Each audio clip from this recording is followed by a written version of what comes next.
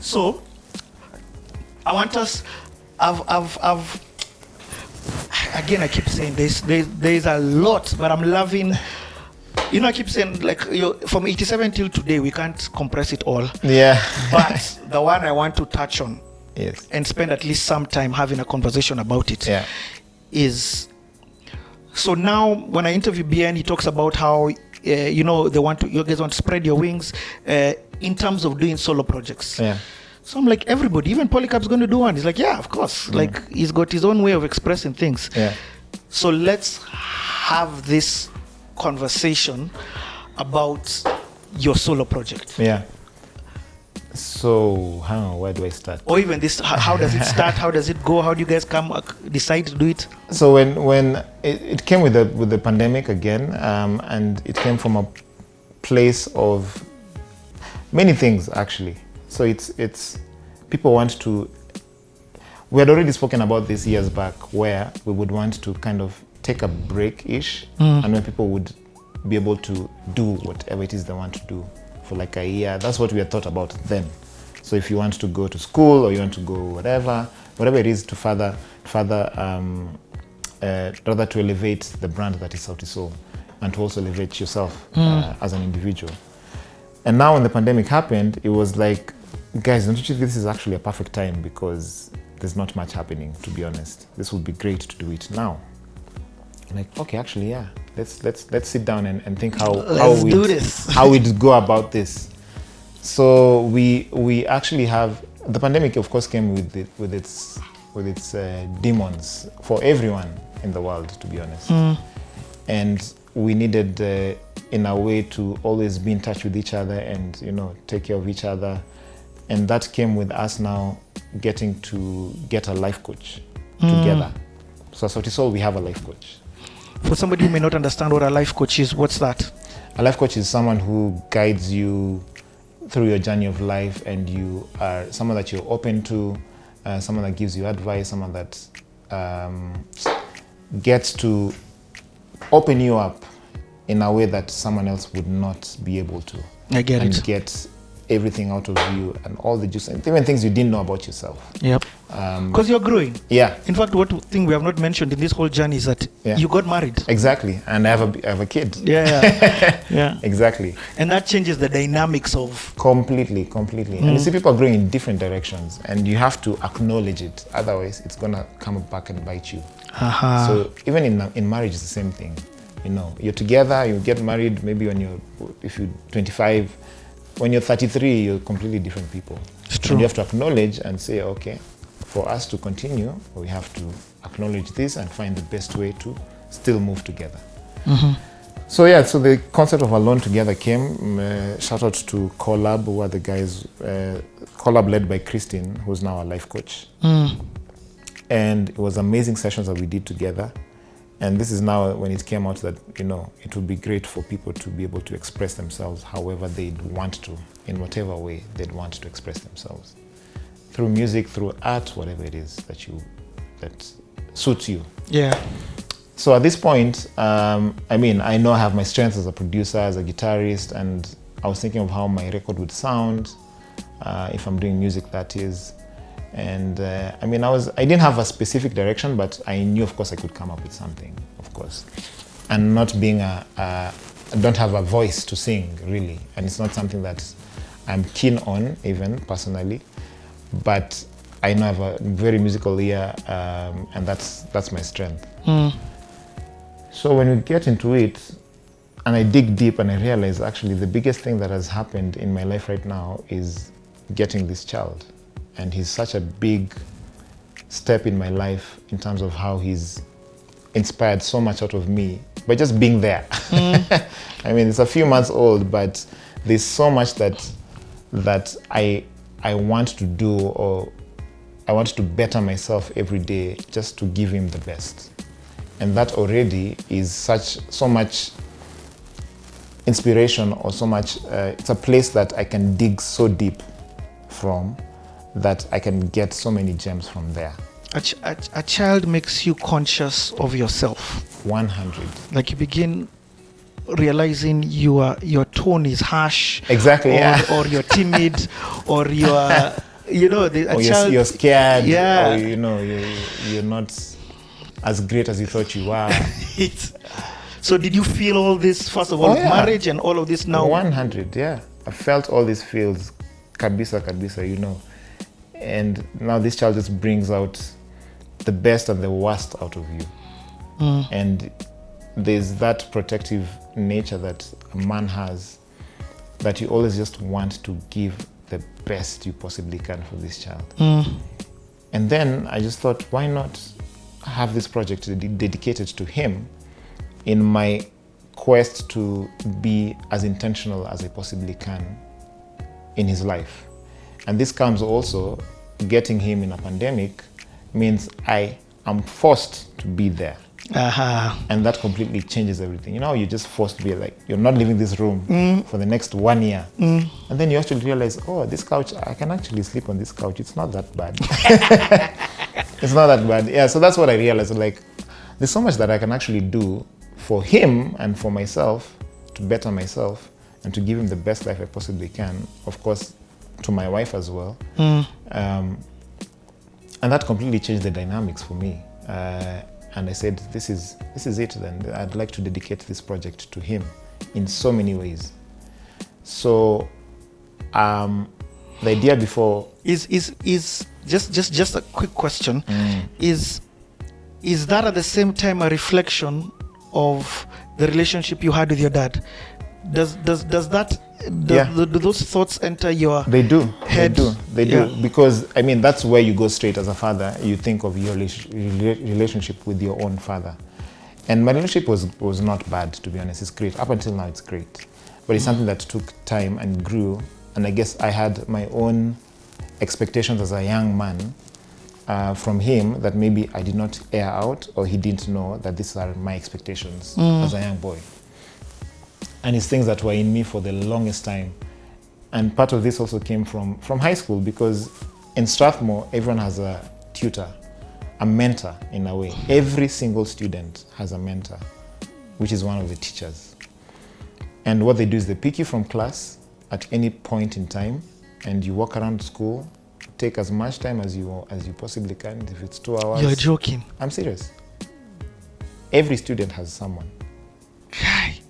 And that completely helps you open up, because also in my family, being the firstborn son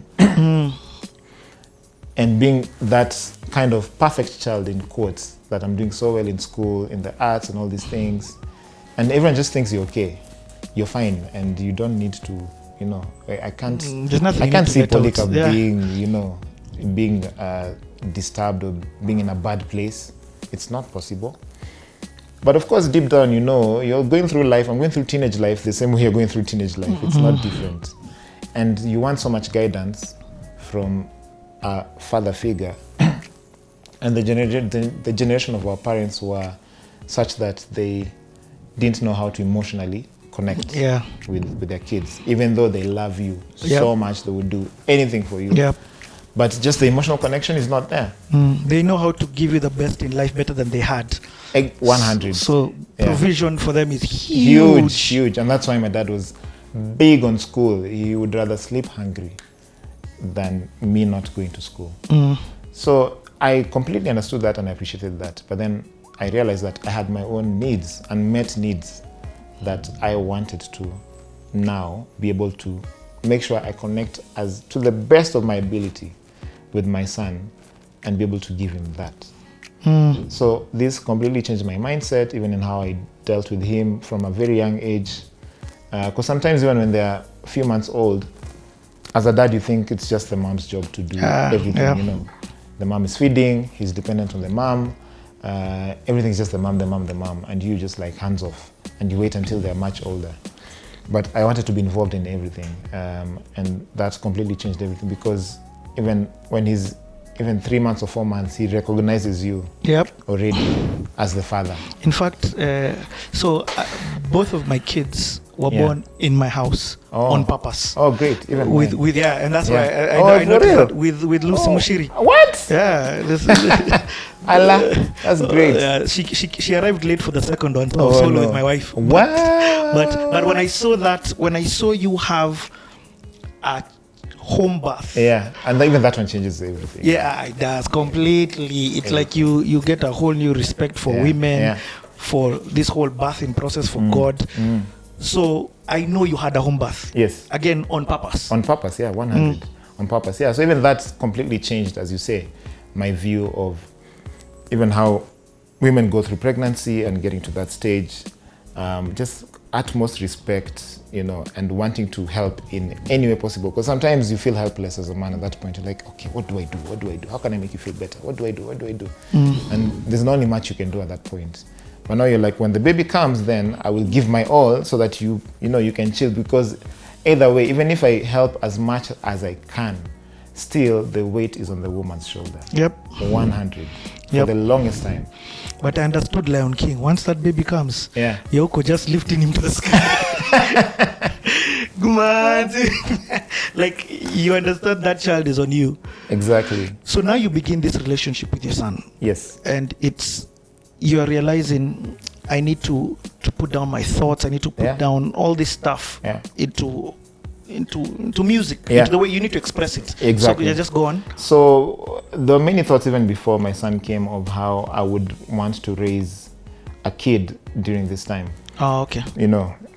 Just think of it in advance and not just wait and go with the flow. So part of it was, how do I make sure he keeps his culture intact as an young African man in so many ways. And that got me thinking, even at that point, what kids content is there that is African? Very little. Even just for Africans themselves. Yep. So there's some that are done by Africans, but they're led by, the West. The West. Yep. So it's for another market. It's not really for Africans.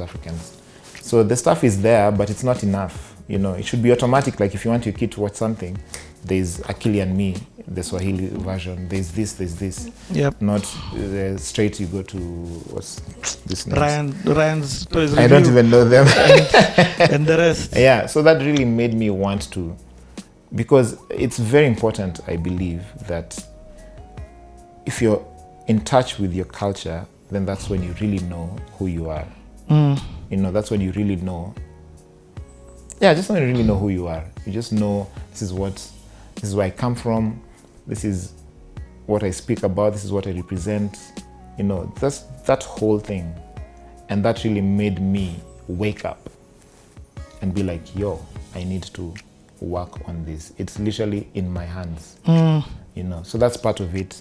And also just to... It is my job to give content for the next gen. Exactly. To him and the next gen. Yes, Exactly. And I just wanted to write a love letter to him because he literally changed my life, to be honest. He gave me so much hope, gives me so much happiness up until now. Did you want to be a father? Always, like for the past, 5 years even. Okay. In your head, did you want to get married? Did you want to have a family? Did you want to be a father? Yes, I wanted to have a family for sure. It's something that I've always liked. Wanted to be there. So I've always been ready in a way.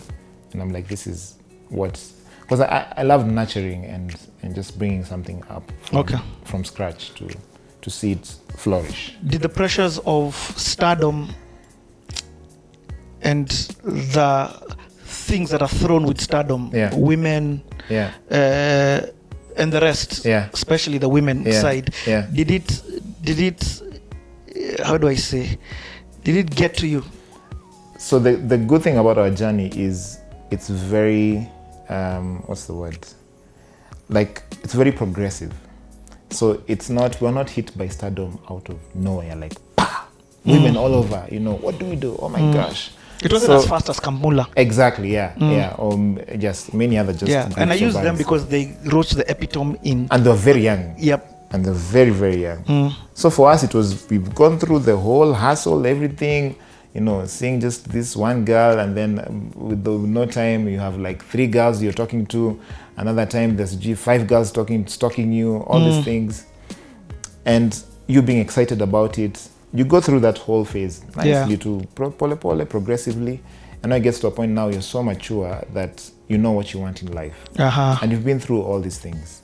And they don't really matter. That what matters really is your happiness. And your happiness you will not get your happiness from having all these things around you, be it all these women or drugs, whatever it is that, you know, that comes with stardom, as you say.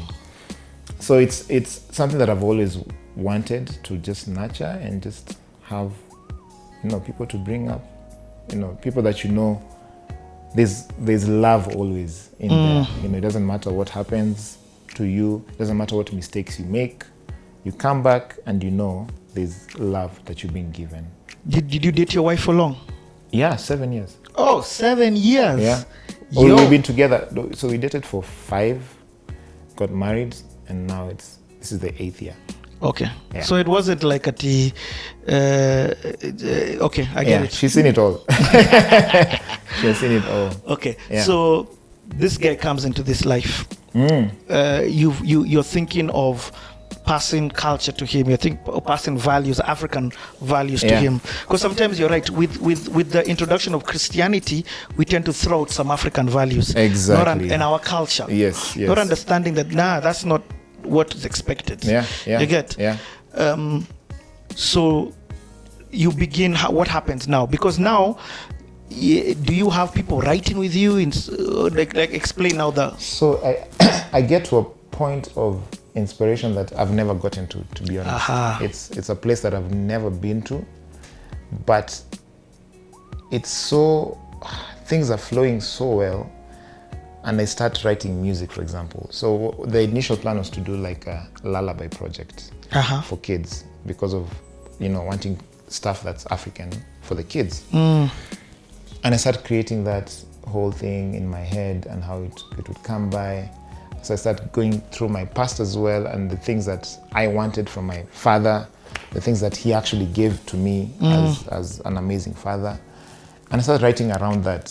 So the thing is also in school, I was actually a very good poet. I just never translated it into music. I get it. So with words, it's not a problem. So I can put words together. I'm a musician, I can put melodies together. And I just started digging deep and started writing songs, you know, around issues pertaining fatherhood. So the daddy issues that we all have that affect us as men and as women as well.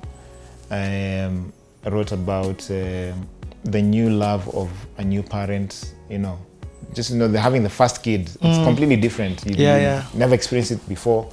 Like now you go back home. Yeah, completely new emotion. Come back home, your son is like, Baba, Baba. You know, it's just something else. Writing about birth ceremonies in Africa and how they happen from the different cultures. That's...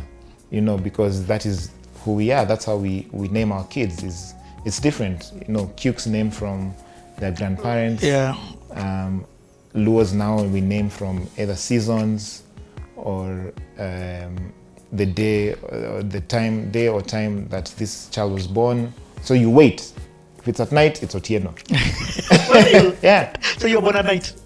My dad, Otieno is actually my dad's name. Okay. Ochieng is my name. That's the name I was given. Okay, I get it. So I was born during the day, around midday, which is the same time my son was born. Or if it's raining, Okoth. Of your twins, there's Opio and what is the other one? Oh my God, I didn't know this. This is so powerful. Yeah, imagine, So just putting all these things in song and celebrating also the African culture within the song. And on top of that, African fatherhood and how you'd want to be intentional in your fatherhood, things that you've gone through as a rather from your dad. Is this why you did a series with your father?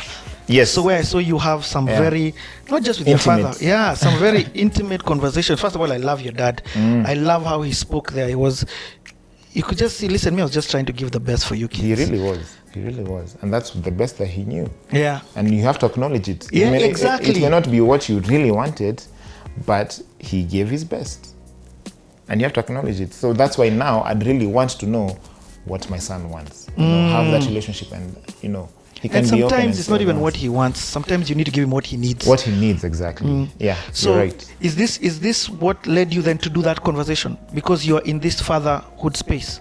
Exactly, yeah. So I was already recording. Actually, I think I'd already recorded a majority of the stuff by then, by the time I was doing that series.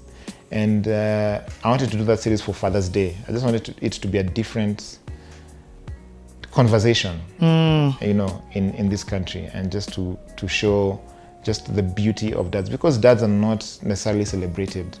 And sometimes even as dads, as men, you just want to be acknowledged and told you're doing a great job. And that's enough.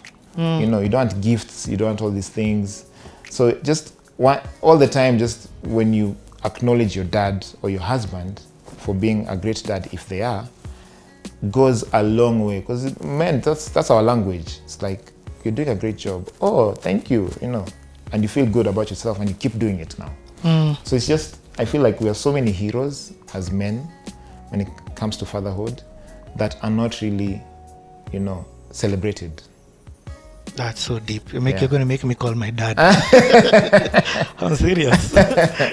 Yeah, so just to bring that aspect of, to normalize celebrating men who are great fathers. And there are many. Yes, by the way. So many. And let me just say, there are some who we as the children think they failed, but you've not put yourself in their shoes. Exactly, yeah. Even every time when I have a session with the life coach, for example, when we talk about these things, like, but put yourself in his shoes. Just imagine, he's finished campus or school, you know, because my dad didn't go to campus. He finished high school. He's been called to a big company in Nairobi. He's only known life in shags, and now he's in Nairobi. Where will he go and live? He has to go to a place where he knows he's comfortable with his people around. And then, you know, all these things. Exactly. You're like, oh, actually, I would have done the same. Empathy, the power of empathy. Exactly, yeah. Okay, let me ask this. When you're writing these songs, I've heard you talk about being a poet and at the same time musician. Are you writing the melody? And when I'm talking about melody, I'm not talking, because there are some songs where you sing. Yeah. In fact, let's start with the single you've released, your first single. What's it called? How I Met Your Mama. How I Met Your Mother. Your mama. Yeah, mama. Yeah, mama. Keeping not it mother. African. Yeah, keep How I Met Your Mama. Yeah. So, you've produced this song. Yes. That's one. Yeah.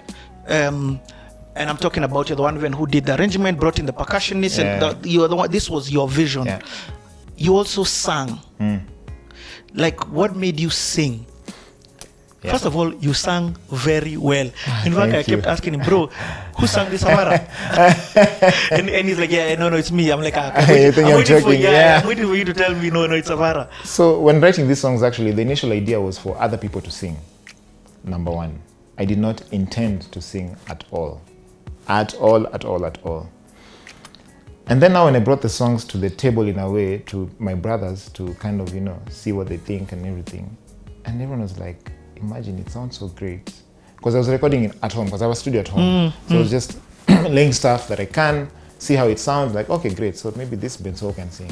Okay, this other one, I'll give it to, you know, this person, Della. This one, I'll give it to this person.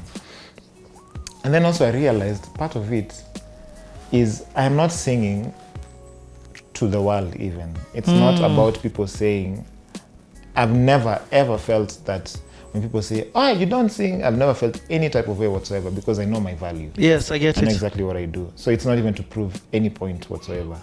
It's coming from a point of being or showing vulnerability as a man to your kid. Hey, that's deep.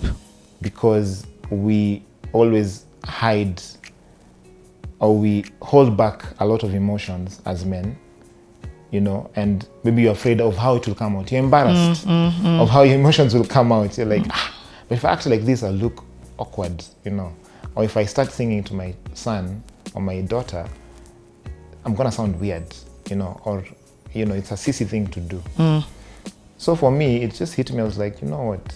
This is vulnerability that I'm showing to him. When he's old enough to understand, he'll realize that my dad doesn't do this often, but he did it for me.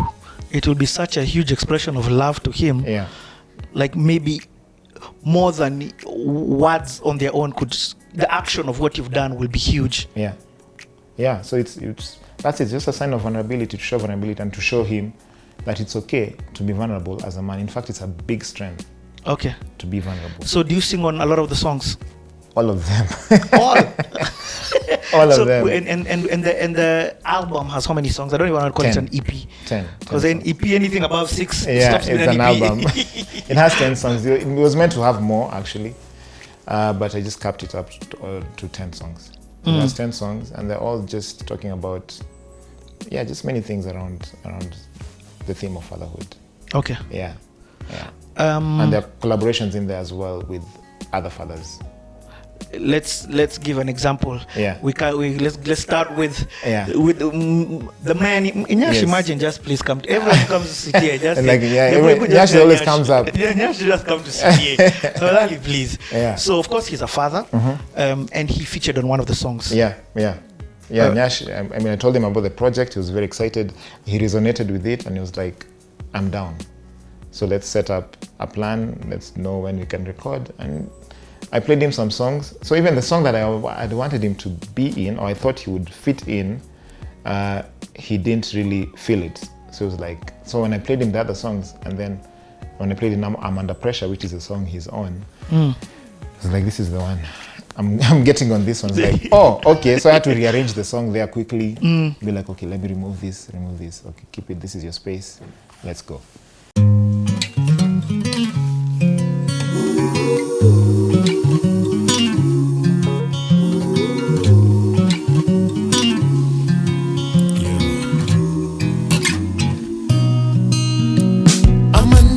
Amanda pressure. Amanda pressure. Amanda pressure.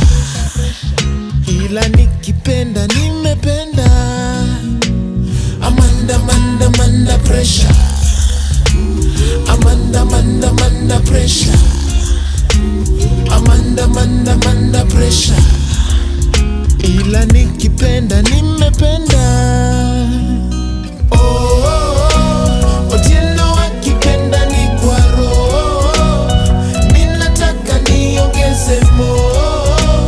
Mapenzi moto moto ya kijaluo. Otieno akipenda ni kwa roho. Ninataka niongeze mo. Mapenzi moto moto ya kijaluo. From lonely nights to forever my love, to boring nights to whenever you're gone. Love me right hadi naiweka kwa song. Kauna jipenda pa utapenda kupendwa. Morning flights to wherever my love. Na shopping bag soon nepa kuja. Which other collabos are on this? There is Mordecai is also on it from Had the Band. Okay, nice. Yeah, so Mordecai is also a father. Della from the perspective of Amanda in a way. Yes. But then she also resonates to the song itself. It's called Daddy Issues. And it's something that she has gone through as well. So I was expressing the wounds of a father, a present father and an absentee father. I get it. Yeah, and my wife unfortunately had an absentee father. And that impacted her in so many ways. You know, and that's something that we've spoken about, and now just putting that into song because people relate to it. So dude, I'm listening to you talk about this thing. I'm just like, such a powerful album, just because of the level of vulnerability that you've allowed us in. Yeah, I think people are going to see you in a very different light, because of the acceptance of your vulnerability. Have you put the boys on any album on one song? No, actually. Oh, that's cool. Yeah, because I mean the whole idea of this project was to let people away. In a way. I get it. But of course they've helped me write even some songs. Even the How I Met Your Mama actually was a song. The skeleton of it all was Bien that had written years back. It's one of those songs that never made it to any of the albums.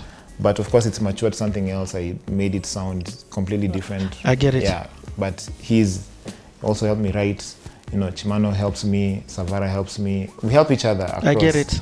But it's when you actually you're all need helping the each help. other to do each other's projects when everyone wants, because people want their freedom. Exactly, yeah. So when someone comes and asks you for help, of course you oblige and say, okay, how can I help you? Let's do it.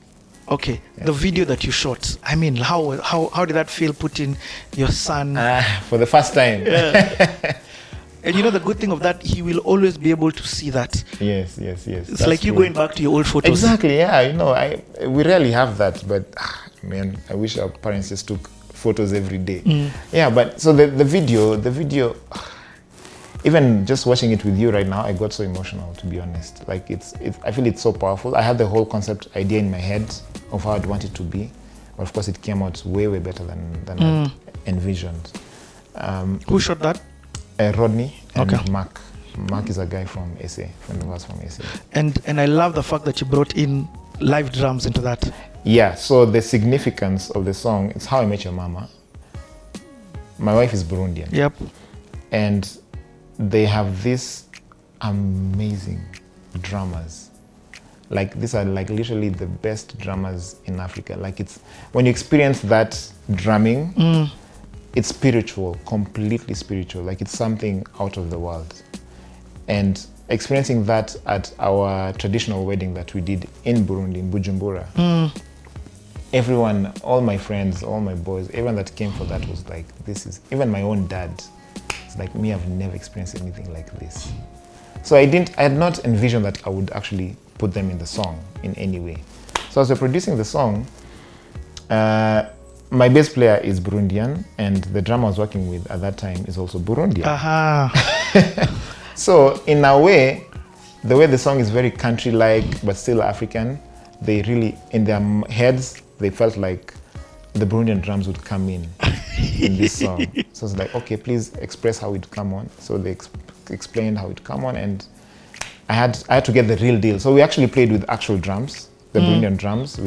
We tuned them differently. The usual drum set, just tuned it differently, tuned down the skin to have a different pitch, and just played now the drums to just hear how it will sound. It sounded really great already, but I was like, I really want the original woody kind of feel. And I remember even after recording them twice, because the first time my files disappeared. So the second time when I re-recorded them and I played it for my wife now, she was like, yeah, it sounds different. She's not a musician, but it's like, now I can hear the wood properly. Now I can hear the You can't proper. fake it. Yeah. I was like, that's it then. I found it. Yeah. So it's very significant to have the drummers there in the song, because also It's How I Met Your Mother. She's from Burundi. Exactly. Yeah. Yeah. And he's also half Burundian. Of course. Of course. And it's that thing of passing back his culture to him. 100. It's all within that. It's like, this is your culture. This is your culture from both sides. So absorb it, appreciate it, love it, because it is beautiful.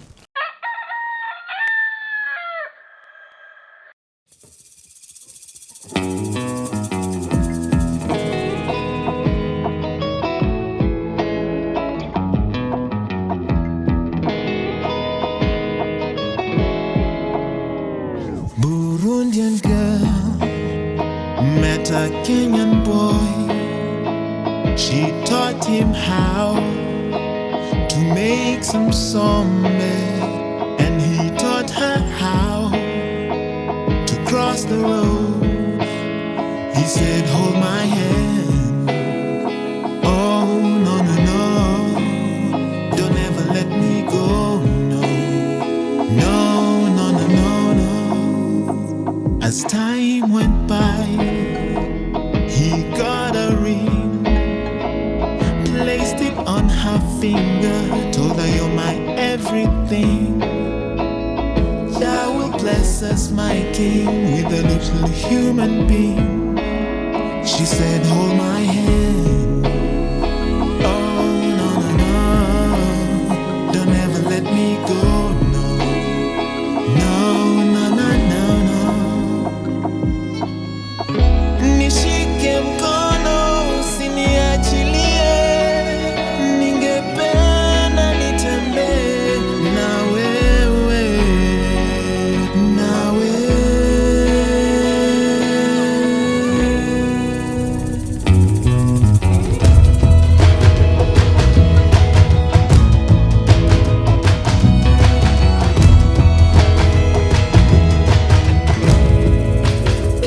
Bujumbura girl, love that night, oh boy.